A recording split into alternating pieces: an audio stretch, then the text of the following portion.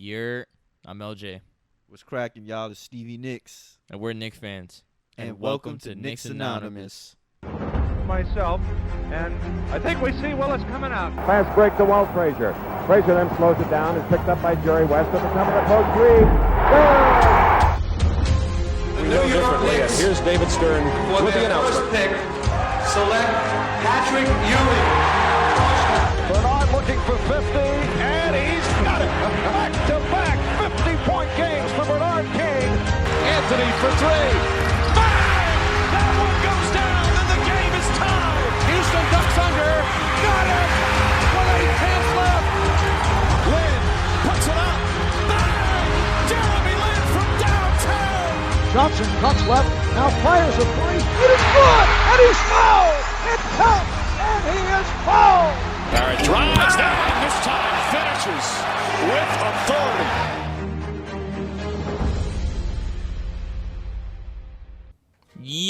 What is going on, New York? Welcome back to another episode of Knicks Anonymous. Knicks Mother Effing Anonymous, baby. Let's go. Episode 53, I think? 53. Are you sure? You were close. 8 for efforts. Okay, that's what's up. You already know, man. Shout out to the Knicks Anonymous family. At the end of the day, we are the people's voice, and we are nothing Without the people. without the people. Exactly. We love you guys. We love all the support. Shout out to our. If you guys do want more content, you can check out our other show that we have, past, present, and future. Shout out to those guys over there. Didn't mean to put the Bruce Lee kick in there. Yeah, man. We got a great show going over there. Shout out to our new guys, Smitty, and to Trippy OG. That's a fact. And where can they find that, Stevie? Oh, the same place I tell y'all to look for us every week. Follow us on Instagram. At Knicks Anonymous. Almost forgot that for some reason. Sorry. You can also find us on Amazon Music, Pandora, Apple Podcasts, iHeartRadio, Spotify, and Breaker. And if worse come to worse, Google Knicks Anonymous. We are the top search. So currently, at the moment, the past, present, and future is a YouTube exclusive. That is the only place you can find that right now. I will most likely make audios of the show and then just put it somewhere. Yeah. That's a fact. We love you guys. And what a peculiarly interesting week of basketball, I would say. Yeah, it has been. I want to do something first. Okay. Yeah, I actually want to do a light it or clip that. Let's go. I have one question only. No intro. For those that don't know, light it or clip that is a question segment. Usually I have more than 2 or 3 questions, but today I only have one. You answer light it for yes and clip that for no, and there are other answers in between. You will see. And I'll just get into it real quick. Light it or clip that. The whole Julius Randle thumbs down thing was a big deal. You already know what I'm gonna say. I know you're gonna clip it. You're gonna clip it, right? Of course. You're gonna clip it. Okay. I'm in the middle. I'm gonna clip it, light it for later, or light it then clip it. So you're gonna smoke half the blunt. Yeah, pretty much. Okay. Why is that? I'm curious. Okay. It's not like we were booing from probable cause. I understand it's, but you were down 30 points. You were down 30 points and you were playing like complete garbage.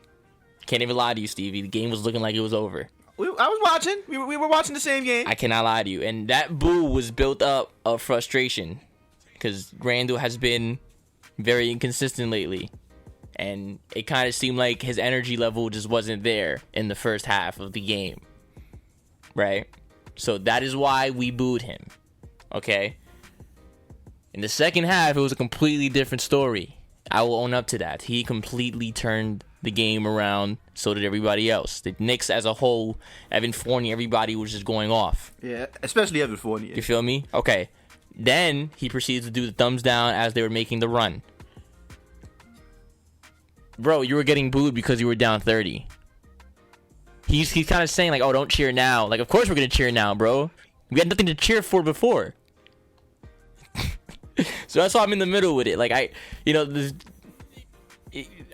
a person, all right? At the end of the day, he's going to express himself, all right? I get it. I understand that. But like he said in his statement, he should have handled it differently. Like, bro, you should have ate it. I'm not going to lie. As hard as it is, you should have ate it. I'm sorry. But that's why I'm in the middle, because I'm not really sure how to feel about it. Like, I get it, but I don't think it should have been as big of a deal as it should have been. Like, I don't think he should have got fined for it. That was OD. Oh wait, he got fined for that? Yeah, he got fined for it. Oh wow, that's bogus. Yeah, I think that was OD. So yeah, like you said, I'm gonna clip it. I am gonna clip it. So I'm more so clipping it. This was not a big deal. Could he have handled this differently? Yeah. But I'm personally not mad at Julius Randle. Me personally, I'm not. Because to be honest, to defend him while we were down by 29 or 30 or however many points we were down at the moment, he was the only one actually playing good ball. You know, yeah, I understand the bad body language was there. You know, I won't deny that. We all saw that. But he was balling. He was part of the reason we didn't get totally blown out the building. So he was getting buckets. He was getting rebounds. Yeah, I'll defend him on this one. However, I will agree he could have handled it a different way. You know, like you're a pro at the end of the day, and like you said, they're people. You're like 7 years in, bro. Yeah. But like you said, they're also people. So at the end of the day, the way I see it, the fan base has said stuff to him. You know, our fan base is wild out on Julius Randle, dude. Especially the year he had the bat, especially his first year. Yeah, we can't let that go unforeseen. Yeah, our fan base has wild out on him, bro. Like he's gotten it bad. Like he's blocked a lot of fans, and there's fans mad about that. As far as being mad about him blocking people, dude, it's his social media page. He can do whatever he want, feel how you want. That's where I'm at with that. That's not a fact. That's not that serious. You know. And shout out to Julius. He's actually liked some of our posts. Yeah, facts. You know, I have nothing. He didn't block us. Yeah, exactly. We cool. We cool with you, Julius. But we're still gonna talk shit about you if you playing like garbage. Nah, yeah, bro. Like, and it's out of love, bro. We want the best for you, man. We know what you're capable of. But point being, nah. The media tried to make this into a bigger deal than it was, as they always do, because you know the Knicks generate clicks. That's a fact. Clickbait. That's just how it is. Clickbait's finest. And especially with the Knicks, they're gonna chew at the bunch to make something big out of something small. And who else to chew at? The Knicks. Julius Randle. Randle. He's the target. He's the popular target now. Yep. But as I said, wasn't that big of a deal. Could he have handled it better? Yeah. He didn't do anything wrong. He should not have been fined at him. The fine was OD. I'm not mad at him, but you know, I guess this could be a learning situation. A learning situation for him. You know, as far as that long statement, you know, I don't think it was necessary, really. I mean, I think he was coming from a good place. You know, remember what I told you the other day, bro? This was nothing. I'm gonna tell y'all this. Julius Randle, because remember, he gave y'all thumbs down. He was 2 fingers away. Remember, there's the thumb, there's the index finger, and there's the other finger. He was 2 fingers away from being bigger than COVID for a day. So this was not a big deal. Let's just leave this behind us. Yeah, man. That's my point. Yeah, let's not take it personally, man. We're New Yorkers. I thought we were tough. Come on, man up. Facts. Suck it up. But handle yourself better, though, Julius. So this goes both ways. That's a fact. That was interesting. That was actually a pretty good hot topic, not for nothing. Nah, yeah, bro. Like you said, bro. People are people. Sometimes there's so much they could take. So, like I said, I'm not mad at Julius, but like I said, handle it better next time, bro. That's a fact. And the fans have to handle themselves better as well, because sometimes we be ODing. Do you think the boo was necessary? From the looks of it, yes. Yeah. I don't think... That's why I said he should have handled it better. I don't think he should have took it the way he did. But I guess that was built-up frustration. Because I kind of heard some players talking about how like the booing is kind of unnecessary. At times it is. But do you feel like in that moment In that moment, no. Like you're down 30 in the Garden, like... Yeah, at that moment it wasn't necessary. But like I said, as far as Julius goes, that was just built-up frustration. Would you have booed if you were there? Would you have partaked? I would have. To be honest. Honestly, not directed at Julius Randle, But like as the performance as a whole, like Yeah. they would have heard it from me. Absolutely. Of course, but like I said, that was built up frustration on his end, nothing more. It's good to get it out though, so it doesn't happen again. Yeah, you know, we booed, you booed us He booed back. us, yeah. You know what I mean? That's what I found funny, bro. Like, it's not that serious. He booed us He said, back. no, you're not booing me. I'm booing you. That's funny. I don't know about y'all, but that's funny. Like, that's funny shit to me. Player power, right? Exactly, bro. Like, we gotta stop taking things too serious, man. Player power, man. That's it. I think we're just looking for any excuse to get rid of him at this point. We'll get to that later. That's a fact. Hold on. Yeah. Yeah, so for now, we'll get into the game. All right. Yeah. We'll get into the games. It's getting spicy there. Yeah, you almost blew up the spot, bro. This is good, man. So yeah, we had actually we had 4 games this week. Talking to the mic, please, sir. Sorry about that. We actually had 4 games this week. Wait, did we talk about the Raptors last week? I don't recall. I believe we did. Okay, so we had 3 games this week. Did we? Let me see that schedule. Because we had the Raptors last Sunday. I'm not sure if we talked about them in the last episode. That's a fact. If we didn't, then we're bad people, but we should have. Yeah, so unfortunately, we're going to skip that one. Because we lost that one anyway, Yeah, we got 120 to 105. As a matter of fact, no, we did talk about it. We did. Because that was the game that we had 3 players on the bench. Okay. Yes. Okay, yes, so we did talk about the Raptors. The 4-player, that was outrageous. So we had 3 games this week, not counting the Raptors. Pacers and 2 times against the Celtics. We went 2-1. Not a bad week. Very good. That's good. That's a successful week. Because remember, we did say we have to win at least 1 against the Celtics. So I consider this a successful week. It's just that yesterday's loss kind of hurt because it was kind of an ugly one. It was a very ugly one. But we'll get into that in a second. Let's talk about the Pacers first. Pacers game, we beat them 104-94. Led by a returning Randle. Yes. Well, actually led by Barrett. But Randall's return kind of was a good presence because this is his second game back, I believe. Yes, it is. Actually, no. This was his first game back. His first game? Yeah. Okay. Him and that's right. Because last episode was we need Randle. Exactly. So Randle and Barrett combined for 62 points. Oh, wait till you see what's later on in this episode. There's gonna be a whole bunch of contradictions going on. Oh yeah, especially considering what you just said. Yeah. But anyway, a whole lot of contradictions. Randle and Barrett. Randle had 30. Barrett had 32. Combined for 62 points. Combined 24 of 40 shooting. Dog, they can do that every game, bro. What was like the biggest thing that stood out to you in this game? The fact that when Randle plays like this, we're a real hard team to beat. What was his stats? Randle was 30, 16 boards, 4 assists, and a steal. And was 12 of 20 from the field. 2 Any turnovers? 3. Any turnovers? 3. That's his minimum. That's below average. That's his minimum. Yeah, it's below average. That's his minimum, so that's not bad. I could deal with it. How did Sabonis do? Did he lock up Sabonis? Because the defense. Actually, he did. 15, 8, and 4 rebounds. Yeah, he actually locked. I wouldn't say he locked them up, but he didn't have that effective of a game. He only took 9 shots. Yeah, that's a fact. So that means we kept him from shooting. That's great. That's great. A lot of things stuck out in this game, man. One thing that stuck out is both teams shot terribly from 3. That's a fact. The Pacers were 9 of 38, and we were 6 of 28. We killed them on the boards and on the offensive boards. The big reason why we won. 14-9 on the offensive boards. Points in the paint, we dominated 54-38. Kudos to Julius for that.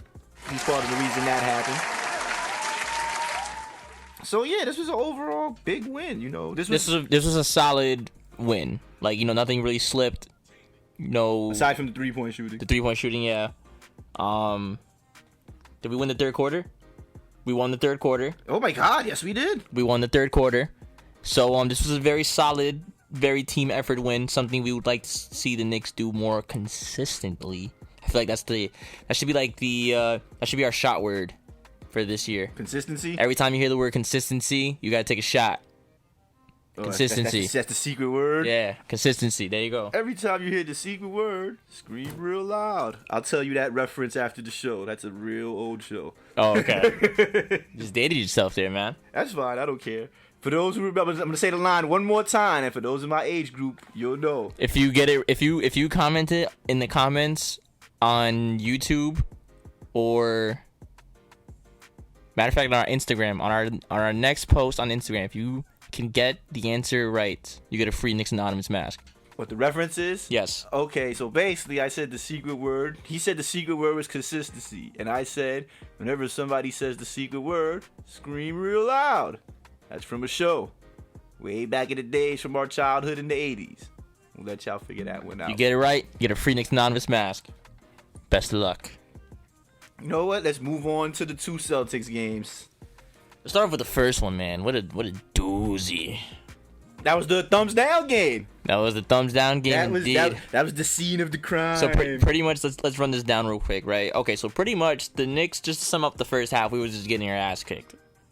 The score was, the halftime score was 63 to 47. Yeah, we were down by 16 at the half, but we were down by more than that. We were down by 30. 29, I think, actually. Something around that line, yes. It was bad too. And it was weird because in the beginning, remember when you came to my house, you kind of missed like the first 5 minutes of the game and you got there. Yeah. And the first thing you asked me was, "How's it looking?" And I was like, "It's looking." It's not looking too bad. I said it's not looking bad, but the Celtics are playing real good defense, and that stuck out to me. And then after I said that, that's when they went on the run.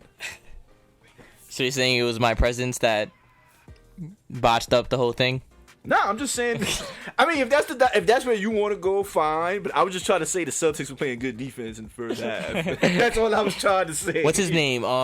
The dude with the braids. Robert. Oh my God, bro, he's a great shot blocker. He is Robert Williams. He is in. How many blocks he had? 10. Yo, all his blocks. Most of his blocks were on RJ Barrett. But too. okay, wait. I'm glad. 7 blocks. I'm glad you brought that up though. I know where you're going with this. Go ahead. I'm so happy RJ did not stop attacking. I'm so happy because that shows that he is. If that's not Williams on the other team, he's good. Those are going in. You feel me? I agree. If that's not Williams down there, he's putting that basket, that ball in the basket. At times though, I was kind of upset because if you keep getting blocked, you kind of look more stupid than courageous.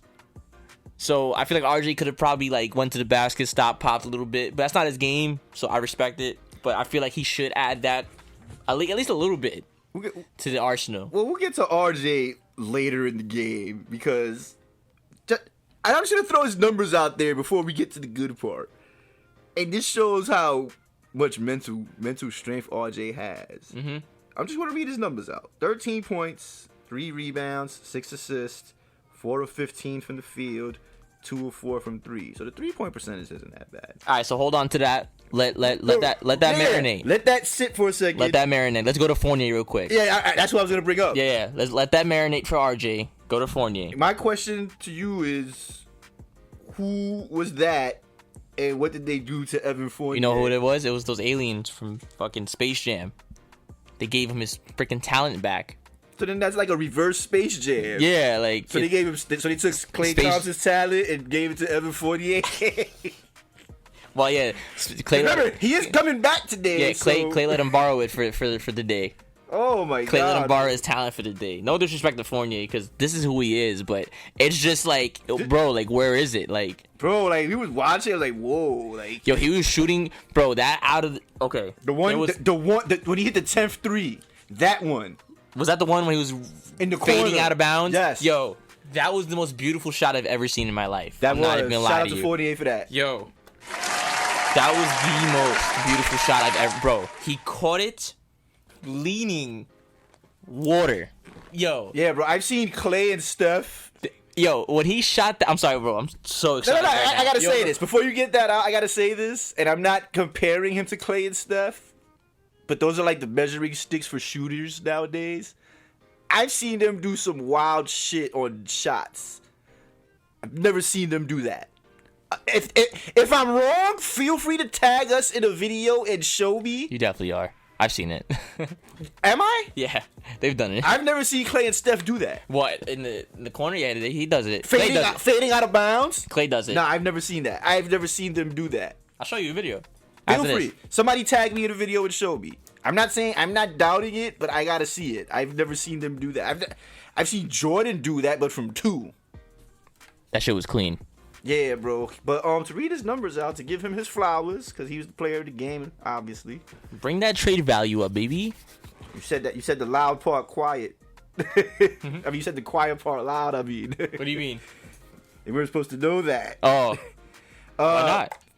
Cause anyway, Evan Fournier had 1 points, 8 boards, 2 assists, and even played defense and had a steal and a block. 15 of 25 from the field, 10 threes. I believe that's the tied Knick record. Am I right? I don't. Oh, let me look that up real quick. Or are you gonna? Let's see who gets it first. Knicks record for 3-pointers in the game. But yeah, man, Fournier killed. most 3-pointers in the game. Let's do this. Who is it, Google? Who is it? Doesn't say. I can't find it. Okay. Anyway, 3-time points. Oh. you know what? John Starks. How many threes he had? I I think Sprewell beat that record. I could be wrong. But anyway, 3-pointers made 2.71. Total 3-pointers 217. that's for the year. But while he's looking for that, I'll read off some more stats. Quickly killed with 16 points. He actually hit a lot of big shots in this game in the fourth, some timely ones. Randall had 22 this game, 8 boards, 2 assists, and 2 steals. He actually played some defense. There you go, Randall. We need that from you, baby. He just moves sloppy sometimes. You know who actually had a good game? And he had some modest ass stats and only had bro. This is what's good about Alec Burks. This is why he's my favorite Knick. 1 of 10 from the field. Only had 3 points. But your man had 9 boards, 7 assists, and a steal. So basically, on minimum, Burks covered for 14 points with those assists. So he's a presence even if he doesn't score. And it was a big reason why we won this game. Oh shit, it might be J.R. Smith. Oh, wow. Wouldn't that be something? Oh, man. But, yeah. Now that we got all those stats out the way, how did we win this game? Buzzer beater from R.J. Barrett. A real impressive one, too.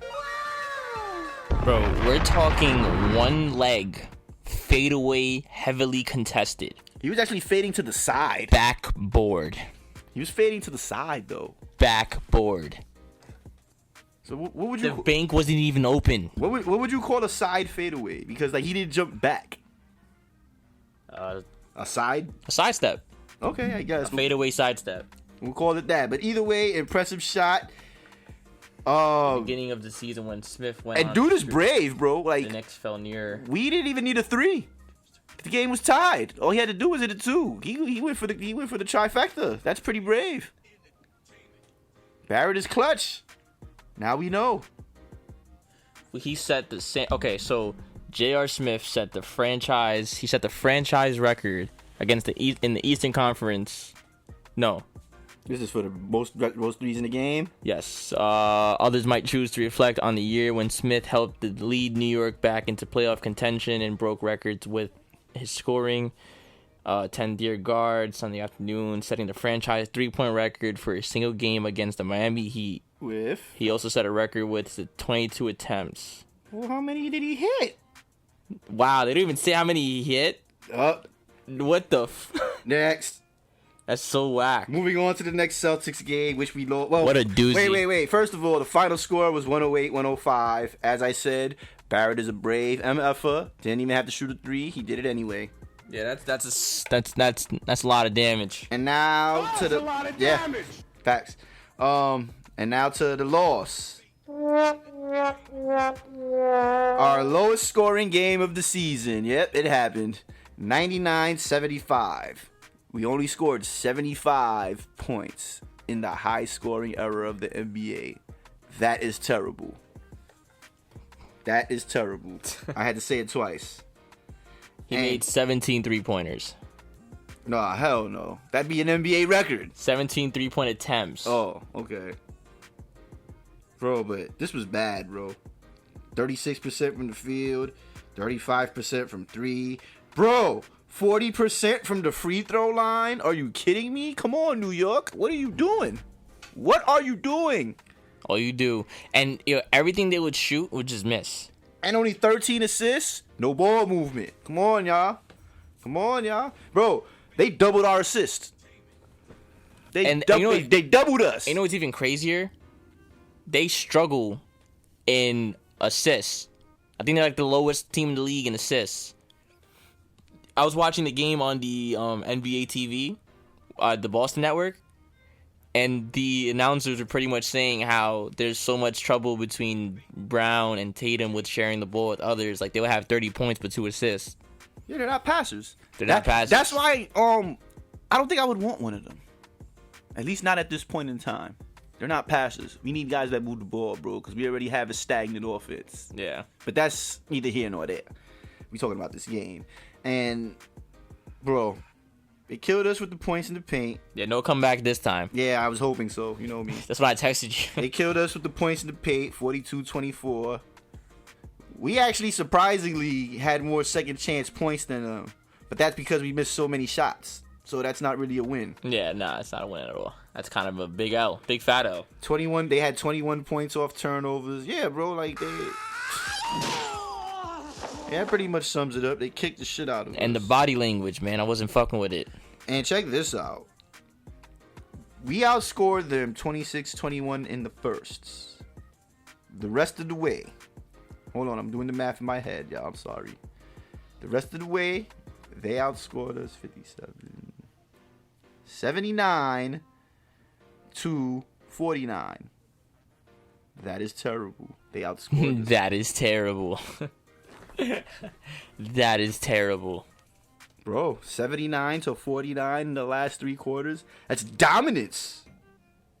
Bro, we just I don't know what do you think it was? Actually, Effort? I'm sorry. My bad. 78-49. Sorry, y'all. So what do you think it comes down to? Effort, well, in this game it was execution. hustle. In this game, it was execution, lack of ball movement, and not hitting our shots. I won't say lack of defense because we were trying on defense. Oh, and Evan Fournier was out with a thigh contusion. Yeah, that didn't help either. We were short again. And Evan Fournier tends to catch blaze when he plays the Celtics. Well, to help with a positive for yesterday, Quigley showed up in the starting lineup. He actually played a pretty good game. Quick. He was -15, unfortunately. That is not good. But that's I would assume that's mostly because of defensive lapses. So what is the report card of this week's performance? A+ to F. B+. Average. B+. Yeah, I'm not gonna make an excuse for yesterday's loss, but if we beat them the day before, this game was winnable. Yes, I get it. Our starting shooting guard wasn't there, and he usually kills. But they should not have dominated us this way. Not at all. It was just they would get anything they want, uncontested shots, out hustled. We just got dominated. No game, no fire, man. I will also give them a B+. It would have been a B if we would have went neutral. Is that even possible? No, we couldn't have. Nah. The 2-1 record is a success. Like I said, we had to take one from the Celtics. We did. So we gained some ground. I think now we're tied with them for 10th. I'm about to check the standings right now just to be sure. So yeah, B+ I would say is a very good teammate grade. And the reason it would have been big had we beat them both games, we would have had the tiebreaker over them. So yeah, at this moment, so we're tied with them pretty much. Right now we're tied with the 10th spot. And we're half a game away from the 9th spot. 2 games out from the 8th What's spot. playoff? 8 or 6? 7th, 8th is play-in. Playoff is 6, and that's the Cavs. The Cavs are... See? I told you. What did I tell you? Last week, Philly was 6. I told you Philly was going to move up the rankings. Where they at right now? 5th. I mean, they're only 1 game up, but still. I told you that was going to happen last week. They're climbing, yeah. So how far do you think they'll go? 4?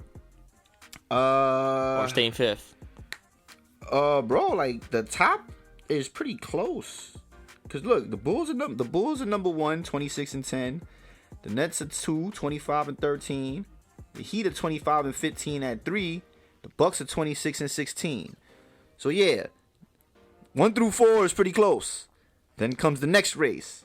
But then again, the Sixers are tied. Oh, actually, no. I'm wrong. Sixers are down 4 games. The Sixers are 5th, 22-16. Cavs are 6th, 22-17. Then comes the other race. The Raptors are 19th. Bro, the Raptors climbed up a few notches. They're 7th now. Last week they were 10th. Ooh. Yeah, man. We don't want to get left behind. Bro, we can still climb. This week is another important week. So Every week is an important week at this point. It's gonna have to be. Yeah, Because if we start losing games, like right now, it's coming to that point where if we start losing, they're gonna start breaking away. And there's certain games we have to win. All right, like for example, this week. Because Washington lost the game that we needed to lose against the Bulls. Yes, they did. You're right. We did talk about that. But this week, tomorrow we got the Spurs. Wednesday we got our homeboys, the Mavericks, and Saturday we got our best friends, the Hawks. Another week, we have to win at least 2. Which one are we most? You know which one I think we're most likely to lose? The Spurs. Believe it or not. Think so? I think that's the game we're most likely to lose. I can still see us beating the Mavericks. We play great against them all the time for some reason. You mean the Dallas Knicks? Yeah, with Tim Hardaway and all those guys. The entire starting 5. Yeah, technically. Besides Luka. Yeah. I can see us still beating the Hawks, even with Trae Young. I do. I believe that. Next week is going to be interesting, though, the week after. Because we got the Hornets. Ooh. Where's the Hornets? That's on MLK Day. The Hornets are 7th or 8th. Actually, the Hornets are 8th. 8th. We're 2 games away from them. They're 21-19. So that's a must-win as well. We're 19-21. Again, anybody in our conference is a must-win. These next 2 weeks, the Knicks have a chance. Wait, how many games are there the next 2 weeks? Let me go back there. Hold on. Jacking 5. All right, so there's the Spurs, the Mavericks, the Hawks, the Hornets, the Timberwolves, the Pelicans, and the Clippers. That's 7 games. We have to win at least 4. Best case scenario, 5. 4 for 7? Yes. I think we can beat the Clippers. I don't know. I'm iffy about the Clippers. The Pelicans, I feel we can beat. Timberwolves, I also feel we can beat. Hornets could go either way. Again, I said we can beat the Hawks and the Mavs, and somehow I see us losing to the Spurs. So basically, what if we go undefeated? I mean, that's best case scenario. We always say that. So basically, I got our. It's always on the table. Yes, I got our 2 losses as the Spurs and the Clippers. It's most likely not gonna happen. I'm talking about best case scenario for us to go 5-2. Okay. I got our 2 losses as the Spurs and the Clippers. For some reason, I see us beating the other teams. I don't see the Mavericks beating us for some reason. Even whole. Trash. Get out of my face. So that's just how I see it. That's just my opinion. I think if we win 4 or 7, great. 5-2 would be best case scenario. Winning all 7, great case scenario. Hey, yo, Porzingis. Move this man! Wait till Wednesday, bro. We're not there yet. Wait till Wednesday. Thought we forgot? Oh, man. So we forgot Porzingis? All right, so I guess that wraps up this week's games. Which leads us into... Is it just me or? Yeah, it's been a minute. 2 episodes, maybe 3. Yeah. All right, listen. This is why I was saying it's gonna get contradiction. Here it goes. Ready? I'm just gonna get right into this. Is it just me, or is Julius Randle out of here in terms of trade? Nah, he's not out of here. I think it's just you. I'm not saying he'll never get traded. It's not. I mean, like right now. Nah, not right now. Like before deadline. The only way he's gone is if we make the Ben Simmons trade. Cause think about it. Obi Toppin would thrive with the Ben Simmons. So would not Julius Randle. So would So would Mitch. Those lobs would be crazy. OD crazy. And it would open up the only downside to trading Julius Randle for Ben Simmons would be Randle's 3-point shooting. You know, it's inconsistent. Would you say rebounding too, maybe? I think Obi Toppin could hold down the rebounds. 8-9 a game ain't too bad. It would be more so the shooting. Yes, he's an inconsistent shooter, but the fact you have to pay attention to him is still means something. Obi Toppin's not as good of a shooter as Julius Randle, so that would hurt. So that it would hurt in that aspect. However, I do not honestly think we're gonna trade Randle unless we do the Ben Simmons trade. I don't see no other trade that would make sense or that would make us better aside from that one. So I think Randle's here for the time being. You know, if worse comes to worse, and he is going to be moved, it'll most likely be in the off season or next deadline. I think he's here for I personally think Randle's going to be here for the long haul. Honestly, don't think he's a problem.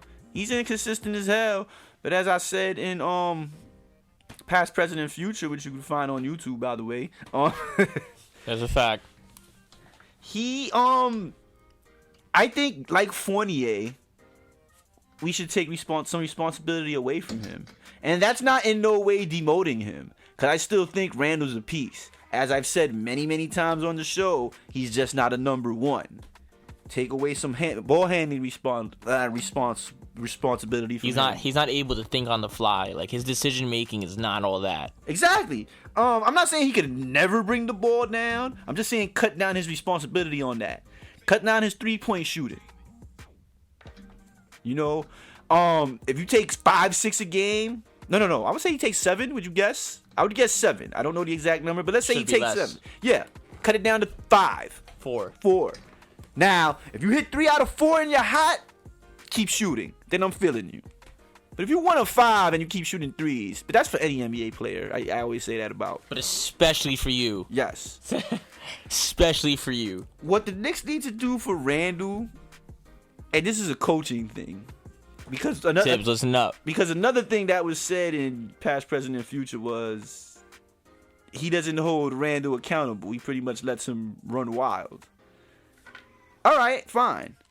Let him run wild. But let him run wild in the post. That's his strength.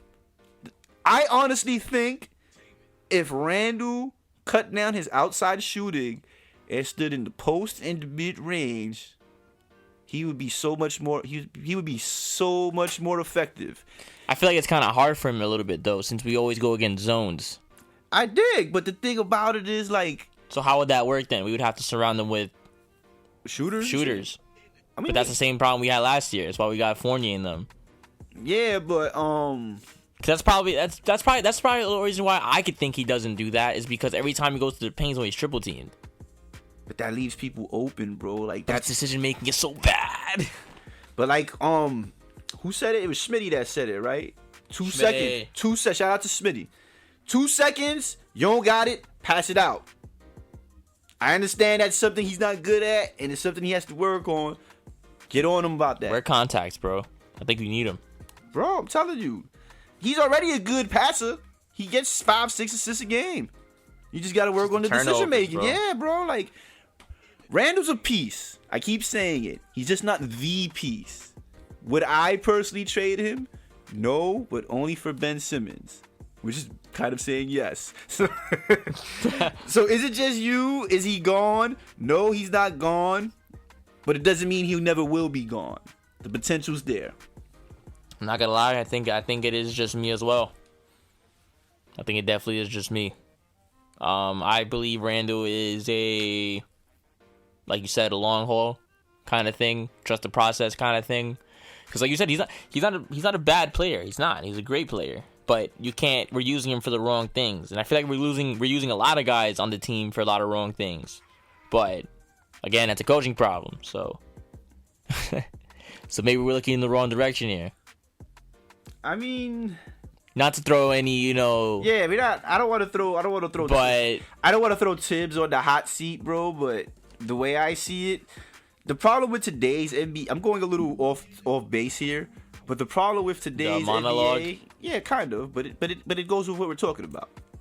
Ooh, a productive monologue. The problem with today's NBA is that they try to make the coaches adjust to the players when it's supposed to be the other way around. The player is supposed to adjust to the coach. Yes, I understand a coach's job is to bring the best out of all his players.